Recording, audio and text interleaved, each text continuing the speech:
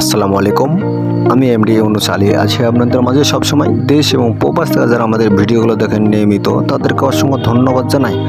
আজ আমরা কুয়েত বাংলাদেশ মৈত্রী সরকারি হসপিটালের ভিতরে অবস্থান করছি। এখানে নির্মিত হচ্ছে 14 তলার একটি ক্যান্সার হাসপাতাল। স্ট্রাকচারটি 12টা ফ্লোর, বেসমেন্ট 2টি। এই ক্যান্সার হসপিটালের উপরে উঠবেন কিভাবে তা জানিয়ে দিই।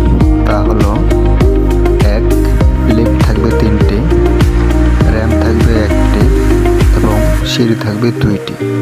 এইগুলোর সাহায্যে আপনি খুব সহজেই চিকিৎসা নিতে উপরে উঠে যেতে পারেন। কুয়েত বাংলাদেশ মৈত্রী সরকারি হসপিটালের ভিতরে একটি ক্যান্সার হাসপাতাল আজ বাস্তবায়ন করছে সরকার। দেশে আমরা সব ধরনের চিকিৎসা পেয়ে থাকলেও ক্যান্সারের চিকিৎসা পেতে হলে একটু ভোগান্তির শিকার হতে হয়, কারণ দেশে সরকারিভাবে ক্যান্সার হসপিটাল তেমন বেশি নাই। যেগুলো আছে সেগুলো অল্প এবং বাকিগুলো বেসরকারিভাবে অনেকগুলো আছে, সেগুলোতে মানুষ দিনের পর দিন ভোগান্তির শিকার হইতেছে ক্যান্সার চিকিৎসা পাওয়ার জন্য। এবং বিদেশে যারা যাচ্ছে তারাও কিন্তু সঠিক সময় এবং স্বল্প মূল্যে কিন্তু চিকিৎসা পাচ্ছে না। সেই ধারাবাহিকতায় সরকার আজ বাস্তবায়ন করছে দেশের বিভাগীয় সড়কগুলোতে ক্যান্সার হসপিটাল। সব ধরনের মানুষের চিন্তা করে সরকার এই প্রকল্পগুলো আজ বাস্তবায়ন করছে। এই প্রকল্পগুলো সম্পূর্ণ কাজ শেষ হয়ে গেলে ঢাকা সহ ঢাকার আশেপাশের জেলাগুলো এই ক্যান্সারের চিকিৎসা আর ভোগান্তির হতে হবে না এবং বিদেশে টাকা পয়সা খরচ করে ভোগান্তি যেন না হয়, সেই কারণে সরকার একের পর এক প্রকল্পগুলো বিভাগীয় শহরগুলোতে আজ বাস্তবায়ন করছে। সেগুলো সম্পূর্ণ কাজ শেষ হয়ে গেলে দেশের জনগণ স্বল্প মূল্য এবং স্বল্প সময়ে যেন চিকিৎসা নিতে পারে, সেই কারণে আজ সরকার বাস্তবায়ন করছে এই ক্যান্সার হসপিটাল। দেশে সব দিক থেকে এগিয়ে গেলেও এই চিকিৎসার দিক থেকে পিছনে পড়েছিল।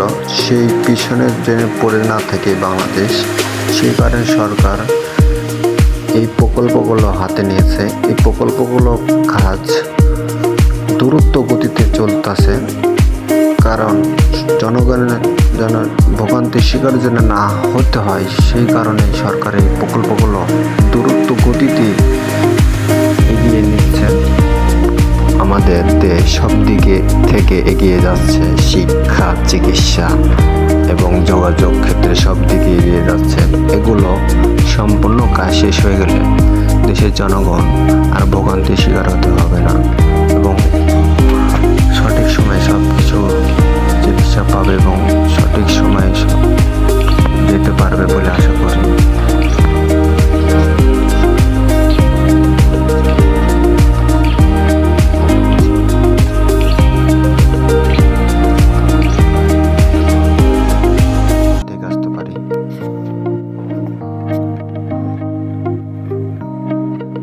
আমার কথায় যদি কোনো ভুলভ্রান্তি হয়ে থাকে অবশ্যই আমার ক্ষমা দৃষ্টিতে দেখবেন।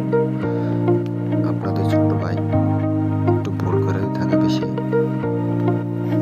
এবং কে কোথা থেকে আমাদের ভিডিওগুলো দেখেন নিয়মিত অবশ্যই কমেন্ট সেকশনে জানাবেন এবং আমাদের ভিডিওগুলো কে কোথা থেকে দেখছেন অবশ্যই জানাবেন। এবং আমাদের ভিডিও ভালো লাগলে অবশ্যই লাইক, কমেন্ট, শেয়ার করে পাশে থাকবেন।